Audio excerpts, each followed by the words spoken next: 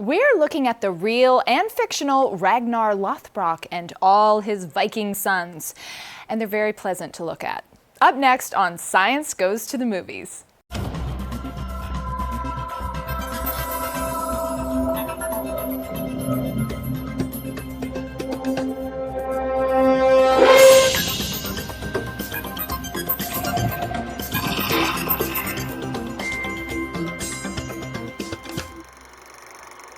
Welcome to Science Goes to the Movies, a look at the stories of science and how they change our culture. I'm Faith Saley.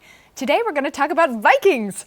I am so delighted to be joined by Yale University Professor of History, Anders Winroth. Hello, Anders. Thank you for being here. Hello, Faith. I feel like I should offer you like a horn full of mead. Cheers. It's a little too early in the day for that. Okay. Even Vikings have boundaries? I suppose they must have had. Professor Winroth and I are going to take a look at History Channel's very successful show, Vikings.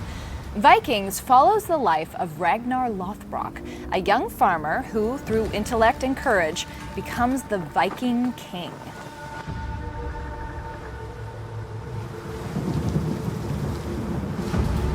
My father has returned. Perhaps he should not have come back. Your father's return brings calamity, chaos, tragedy, and death. I am not afraid. You should curse the day. You know I must go back to England. You should have gone back a long time ago. This map is the Mediterranean Sea. I need safe passage from my fleet. I cannot deny that part of myself which is still Viking. I want you to know that I can never forgive you for taking away my husband and my world.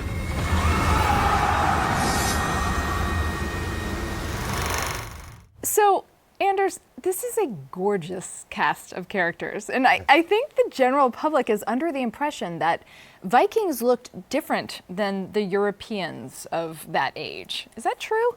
Right. I don't think they really look different from Europeans in general, but they might have been cleaner. Really?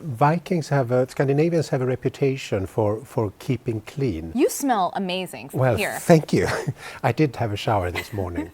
The Scandinavian word for Saturday is cleaning day, or bathing day, Really? Løygardag. And the idea is that Scandinavians have commonly been cleaning themselves on Saturdays. There's even an English contemporary who complains in writing about these Vikings coming to England and stealing the English women because they clean and change clothes sometimes. How dare and they comb they? their hair and things like that. Well, while we're on the subject of appearances, can we talk about what the Vikings do look like in this show? I mean, did Vikings shave part of their hair? Did they wear eyeliner? I love this aesthetic. They've got leather and eyeliner and tats. Right. Yeah, all of that might have happened. I don't think it was normal to shave part of their head, but we don't really know very much about that. There are witnesses who said that Scandinavians do have something like eyeliner. This is an Arab visitor who noticed that they put color around their eyes, but we don't really know how to interpret that. And tattoos? Tattoos, sure. I mean that often appears in this kind of societies throughout history. So that could certainly have happened. So they are adapted to modern sensibilities for beauty, which of course is what a TV show should be doing to make it interesting for us to watch. Anders, when you were watching Vikings, the TV show, how real were some of the episodes? Well, something that really struck me when I watched Vikings is that sometimes there would be just a scene where they have taken and literally filmed something that is in a Viking Age source. So I will have read something and suddenly I see it enacted on the screen exactly as it is written. Can you give an example? Well, there is the scene in the very first episode where everybody are cleaning themselves and also sneezing and spitting into a wash basin. And the wash basin goes around the entire Viking group.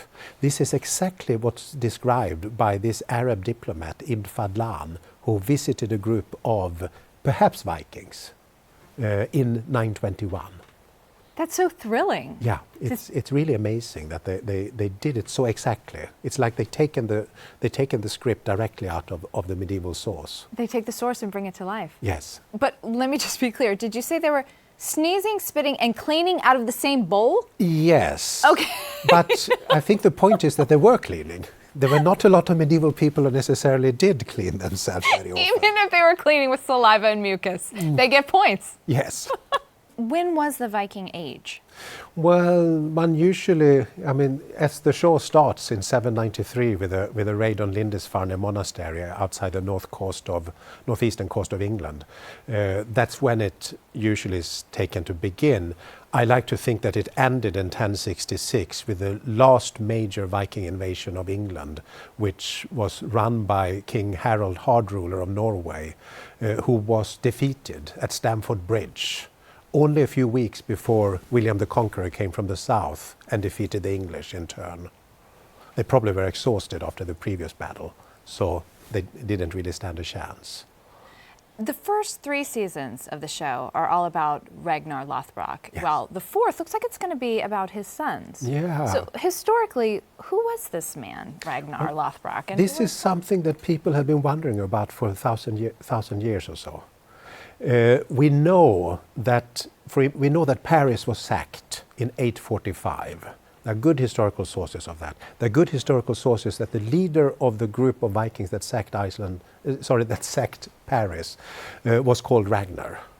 He showed up in March on the English Channel with 120 ships, the sources say, which is a lot of people. But 120 we should probably read as meaning simply a lot. I think people, when they wanted to say a lot in the 9th century, they said 120. And then he sails and rows up the Seine to Paris and plunders the city. And you know that there was this man named Ragnar. Yes. And you know that he had sons? Well, I don't know that as a historian, but most people at this time did have sons. What happens is that, as I said, people have been curious about who this Ragnar was for 1,000 years. They started to collect whatever snippets of information they could find, and then they used that to tell amazing and exciting stories about this Viking Ragnar, who probably they picked up things that were told about other Vikings. And they found this younger man, just a generation younger than he, that fit perfectly to be his sons. And they knew some things about it, and then they embroidered that and told these stories which have inspired the series. These are people like it's a Danish priest called Saxo in the 12th century, right around 1200. The Icelandic storytellers in the 13th and 14th century who really elaborate the stories, and they become very attractive pieces of literature. That is like historical fiction. It's based in history, but we don't know what the relationship is. Right. So as a historian who's interested, surely in stories, but really interested in fact, yes. How do you unweave what started as a story and what becomes like just a combination of threads? Well, that's one of the most fun things with my job, to try to find out what can we know is historically secure, such as that somebody called Ragnar actually sacked Paris in 845. And then, isn't it amazing with these people who can tell these amazing stories already in the Middle Ages that we still enjoy reading today and that have clearly inspired the TV series? That's the other part of my job that is really enjoyable. We don't think much about Viking literature, but your work focuses on Viking writers and poets. Yes. Yeah, I think it's so important that we hear the voice of the Vikings themselves, which we find in their poetry, some of which has been preserved. Do you write about Viking poets and writers in your Yeah. book? Okay. In my book, I have listened to the voice of the Vikings in their poetry and in their runic inscriptions to get their perspective of things that I combine with the perspective of their victims, the Europeans who saw the Vikings as these terrorizing outsiders. And what is the voice of the Viking? Well, it's strange from a modern perspective. They do write a lot about violence, but they write about violence in a very indirect way. The way you as a Viking poet say that, gosh, did I kill a lot of people that day? The way you say it is, gosh, I really fed the eagle that day. In other words, eagle is a carrion bird. It will fly to the battlefield and eat all the people I killed. That's very Or I poetic. can even say that the eagle did not go home hungry that day. They were masters of euphemism. Yes, they were, and circumlocution. The character Floki, played by Gustav Skarsgård, is so fascinating. It's the year 845, and Floki is giving Ragnar all the tech support he needs for his ambitions. Were the Vikings technologically advanced for their era? I mean, especially in the area of navigation and boat building. Right. They had very good ships. They had just learned to build them, and they had the ships themselves for a long time. But it was only in the 8th century that they learned to put sails on them, which is very strange because the Romans had been sailing on the North Sea centuries before, and many other people around the North Sea had picked up this technology, but not the Scandinavians. So that's weird. They did not have good weapons. There is an eyewitness account from that sack of Paris in 845 by a monk who lived in the monastery of Saint-Germain-des-Prés, and he just is laughing at the Vikings because they have such poor weapons. In the show, we just see a whole bunch of axes. Yes, axes is one of the most common weapons, probably the most common one.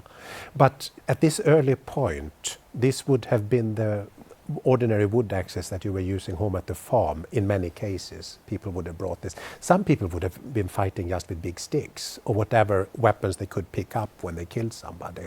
They did not have good weapons. The armies of Europe, of France and England and so forth, had much better weapons and much better armor.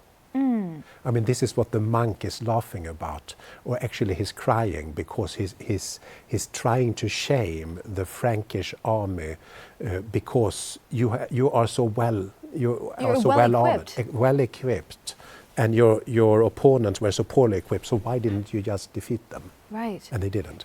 And so what the Vikings had in terms of surprise and alacrity, Yes. right? They did not have in terms of weapons and Yeah. shielding themselves. Yeah. No, they did not. They picked it up as time went on, as the Viking Age went on. They got better and better weapons. So, I mean, what we see in the show, I mean, there's just so much brutality. Yes. There is just a lot of pummeling and sticks and axes, Yeah. and that, as a viewer and as a historian, you say that's accurate. Yeah, I mean, that's accurate for history. I mean, history was always very brutal. We don't need to go very far back in time, or indeed back in time at all, to discover this. But the Vikings were not the most brutal people of their time. Who was? Well, everybody was brutal at that time. I mean, when the Viking Age started, Charlemagne was emperor and ruling France and Western Germany. He's said to have executed over 4,000 people in a single day in part of his wars against the Saxons. How did in what way? How did you execute 4,000 people at once? Well, the sources don't say. I suspect that they were either hanged or decapitated, or probably both. That's efficient Yes, and brutal. yes. Yeah. The number is probably exaggerated, but it was certainly a very high number. What is the fact that like a whole culture at once becomes so powerful, the Vikings, Yes. and brutal. Where does that come from? Are the children just raised to think this is my destiny? No, this comes from these, as I was talking about before, these people who afterwards were telling the stories about the Vikings, wanted to tell good and exciting stories. So there are plenty of Vikings at home, you know, making up poems and weaving and things? Well, that's weaving was considered woman's work, I'm sorry to say, in the Viking Age. They did make up poems. They lived in a relatively primitive society where there was a lot of brutality, but there was more than brutality. Poetry was something that was important to Vikings. This is how they managed their propaganda. Every good Viking chieftain had several very good poets working for him, whose job it was, I mean, yes, they were warriors. They fought with swords and axes or whatever they had. But their job was really also to then afterwards, at home or wherever you were, when you were celebrating your victory, their job was to declaim these really complicated and really interesting poems about how glorious their leader was and how well everybody were fighting. You know, not much has changed. I think about, the presidential election. There are teams of people tweeting out for the presidential candidates, proclaiming their gloriousness. It's very similar in many ways. In the first season of Vikings, the Christian monk Athelstan has a very important relationship with Ragnar, and he changes him. Yes. And we hear a lot about how the Vikings impacted the Christian world, but how did Christianity affect the Vikings? This is a very interesting story that plays out over the entire Viking Age. If you look at the big picture, you sort of see that during the Viking Age, Scandinavia becomes Christian. By the year 1000, about, all of the rulers in Scandinavia, at least, are at least nominally Christian. They were not that in the year 800. This is something that happens at the time. This changes society in Scandinavia, and it changes Viking society, but maybe not in exactly the ways we would expect. Because with this Christianization, you get kingdoms in Scandinavia, proper kingdoms, which do not exist in 800. There are no kingdoms in Scandinavia when Ragnar Lodbrok sets out in the 840s. There are people in Scandinavia who think of themselves as kings, but they don't rule anything like the later medieval or indeed modern kingdoms of Scandinavia. To adopt Christianity, to take in this prestigious foreign religion to Scandinavia, is something that rulers and leaders in Scandinavia do to help themselves become kings and to become more powerful. So you call it prestigious? Yes, I think Christianity was prestigious in the eyes of the Vikings. We see, I mean, this poetry we talked about earlier, the poetry is amazing because there you actually get the perspective of the Vikings themselves, or Scandinavians in the Viking Age. So you can see what they thought of was prestigious, what they thought of was something they wanted. And it's really interesting to see how they really like exotic things that come from richer places. Scandinavia was not a rich place in the Viking Age. Scandinavians looked out at Europe, at rulers like Charlemagne, and further afield they looked out at the Arab Caliphate and the Caliph in Baghdad as being enormously rich people, as they were, and they wanted a part of that. So they wanted a part of the luxuries that they had, like silk, which was a luxury also to Charlemagne because silk couldn't be produced in Western Europe. It had to come from the Middle East or even from China. Viking chieftains got silk from the Middle East and China through middlemen. They got the silver and the gold of the rulers of Europe, and they got their religion. Viking art looks very Celtic. Yes. Is there an overlap there? Yeah, there is. I mean, there was always contact between Scandinavia and the rest of Northern Europe, including Ireland. That quite early in the 9th century, also Scandinavians start to move to Ireland, and some of them move back. Some of them move to Iceland when Iceland starts to be populated late in the 9th century. So it's natural that you would get an interplay there will be an interplay between these different places. And it's also so that the art of both Ireland and Scandinavia of the Viking Age, it sort of harks back to Roman art during the Roman Empire. A few centuries before, produced all this art. Some of it was on small objects, small metal objects that could travel out far outside the empire and did affect the way that Northern Europeans made art. How do we know these things? I mean, I assume we talk about the pieces of art, the artifacts, the archaeology, but how do historians glean stories from artifacts and archaeology? It's always a puzzle. You have to piece the pieces together. Artifacts, things that archaeologists find and so forth, are interesting to use for a historian because they don't tell stories. They have no narrative. Only texts have narratives. So you have to put them into a context. You have to explore what the context is. And that can become very exciting. For instance, in the 1960s, at the sort of border between Denmark and Germany, was an archaeologist who was excavating a grave.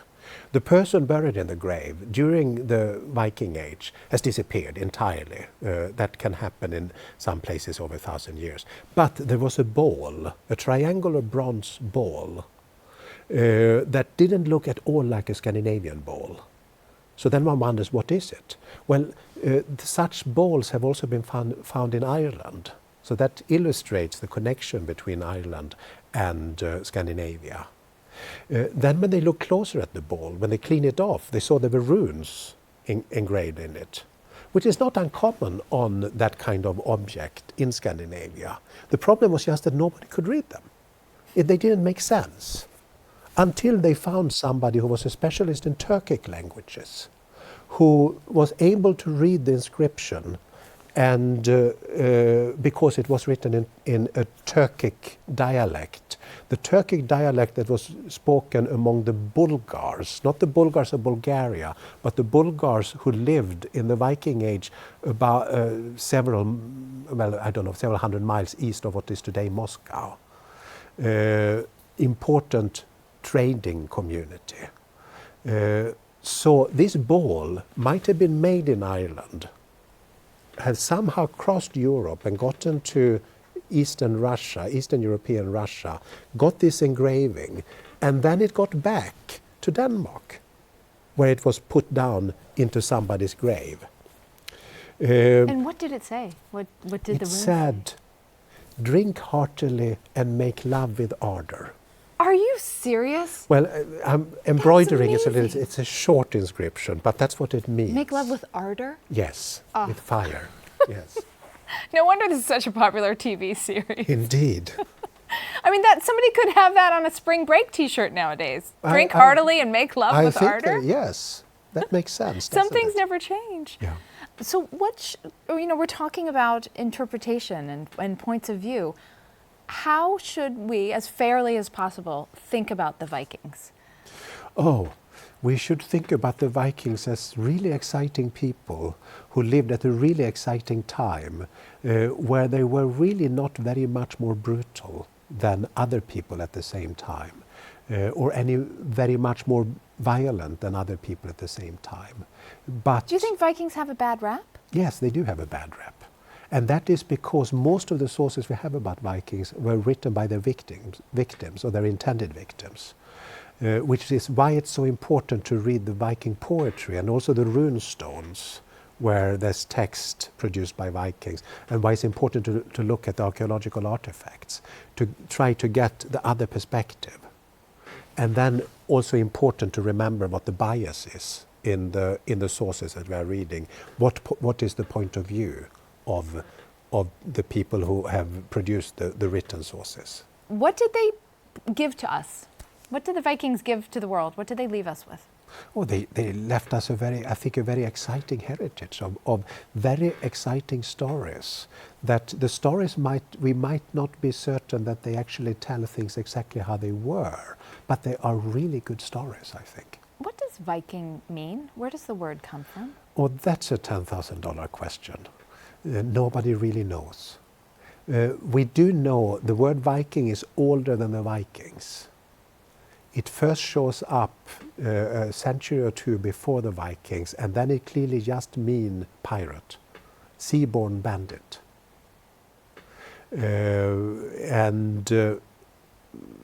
So it doesn't have the specific meaning that we have today, which it then gets during the Viking Age. But even during the Viking Age, the word Viking is very uncommon. When the European people who write about the Viking attacks, write about them, they very seldom call them Vikings. They call them Danes, they call them Northmen, they call them heathens, they call them pagans, and things like that. Viking is a very unusual word. You're from Sweden? Yes. So Scandinavia today is a fairly peaceful place. Yes. And prestigious itself in a way. I mean, it's wealthy. Yes. How do Scandinavians today feel about, you don't think of the Swedes and the Danes going out and declaring war. They're not in a nuclear arm race. How do Scandinavians feel about this very distant but very storied and powerful past? Are they proud of being Vikings once?